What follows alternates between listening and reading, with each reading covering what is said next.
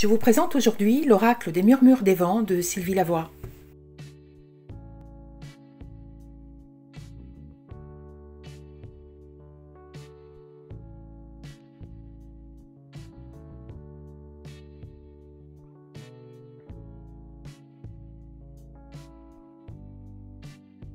Je vous présente aujourd'hui cet oracle, l'oracle des murmures des vents de Sylvie Lavoie et illustré par Gabriel Sanchez. Nous retrouvons ici avec plaisir le binôme Lavoie-Sanchez que j'ai déjà évoqué dans ma précédente vidéo dans laquelle je vous ai déjà présenté l'oracle des porte-bonheur que je vous invite à découvrir. Sylvie Lavoie est auteure, éducatrice en petite enfance et elle est conseil en tout ce qui est santé naturelle. En effet, elle est originaire du Québec, elle est donc très proche de la nature, de son environnement. Elle a écrit de nombreux livres sur des thèmes très variés, la phytothérapie, la jeunesse, l'ésotérisme, et depuis quelques années, elle travaille en binôme et avec grand succès avec Gabriel Sanchez.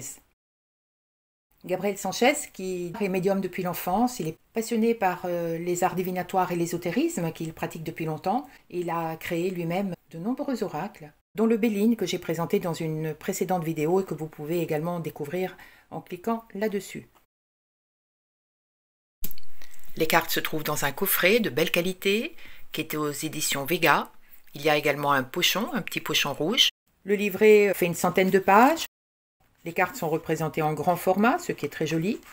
Il n'y a pas beaucoup de texte, c'est un petit peu sommaire.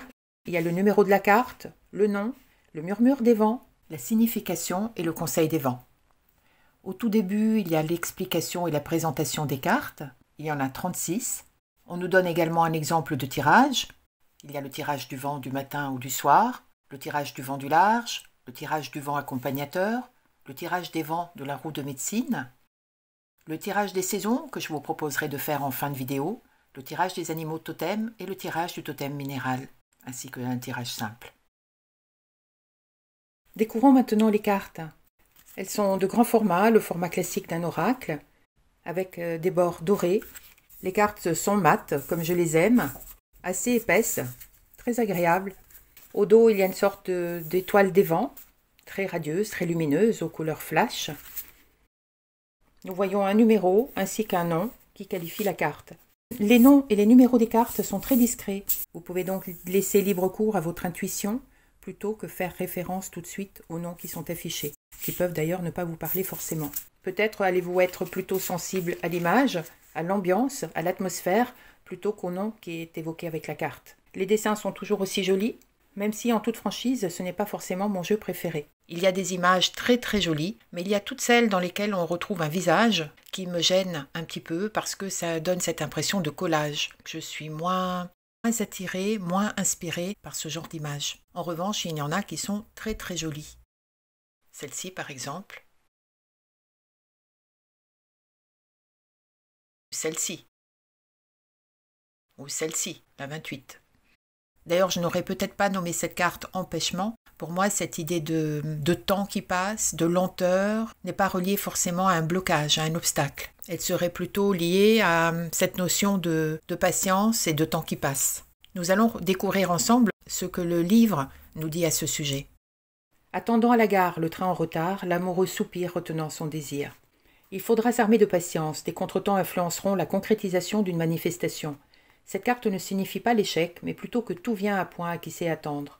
Le retard imposé peut être le signe que tout n'est pas encore en place. Votre précipitation ne peut faire avancer le processus, restez calme et confiant.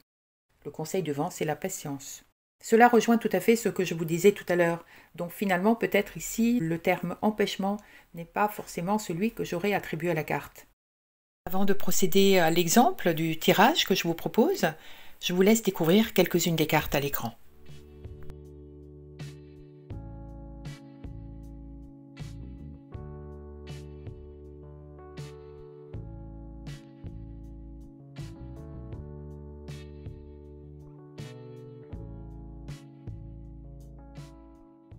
Je vous propose de découvrir le tirage des saisons qui va nous donner un aperçu de l'évolution sur l'année qui parlera peut-être à quelques-uns d'entre vous. Tout d'abord, il y a l'ouest avec l'automne, cette idée de solidarité. À l'est, c'est le printemps, il y a le refuge. Au nord, c'est l'hiver avec l'amour. Et au sud, c'est l'été avec le changement. En fonction de la question qui nous intéresse, si vous êtes intéressé par quelque chose qui va avoir lieu en hiver, en été, au printemps ou en automne, vous pouvez avoir la carte qui va spécifiquement éclairer cette saison ou ce trimestre, éventuellement, pourquoi pas. Pour le printemps, nous avons la carte 9, le refuge, qui nous indique un besoin de calme, un besoin de se ressourcer, un besoin de se retrouver, de faire une sorte de pause, une retraite, un besoin d'isolement peut-être, de méditation, de vacances tout simplement. Ce dos nu indique ce côté sincère, ce côté nature, ce côté besoin vital, aller à l'essentiel. Par exemple, cet été, puisque nous arrivons à l'été, il va y avoir du changement, avec la carte numéro 1, qui nous dit d'ailleurs qu'il y a un nouveau chemin à prendre. Un cycle se termine, un nouveau cycle va commencer. Soit c'est un changement que l'on a souhaité, que l'on attend, que l'on espère, et cela va être très positif pour nous. Soit c'est un changement que l'on n'a pas forcément souhaité, mais nous n'avons pas le choix, il faut simplement faire confiance. Mais c'est une étape de transformation, de changement qui est importante pour nous. En automne, nous avons la carte 21, qui est la carte de la solidarité. Deux arbres côte à côte affrontent ces sortes de grands mouvements de vent, et ils résistent, ils s'accrochent, ils sont bien enracinés.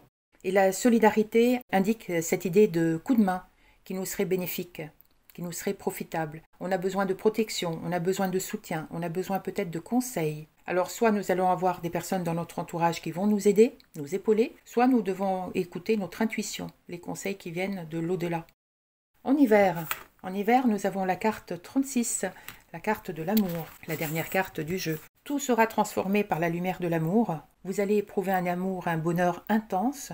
Il faut ouvrir nos vannes, aimer, accepter d'être aimé, donner et recevoir cet élan de générosité, d'amour, de sympathie, de tolérance. Voilà donc un exemple de tirage qui donne une roue astrologique très rapide, axée sur le temps, sur les saisons et pas forcément sur des thèmes précis. Ce jeu n'est pas, à mon avis, prédictif, c'est peut-être un outil de développement personnel, de réflexion sur certains sujets qui peuvent nous toucher à un moment ou à un autre de notre vie. J'espère que vous avez aimé cette vidéo et que cela vous a donné envie de découvrir leur précédent oracle qui s'affiche tout en haut. Vous pouvez bien sûr vous abonner sur ma chaîne YouTube ou sur mon compte Instagram. Quant à moi, je vous donne rendez-vous très vite. À bientôt!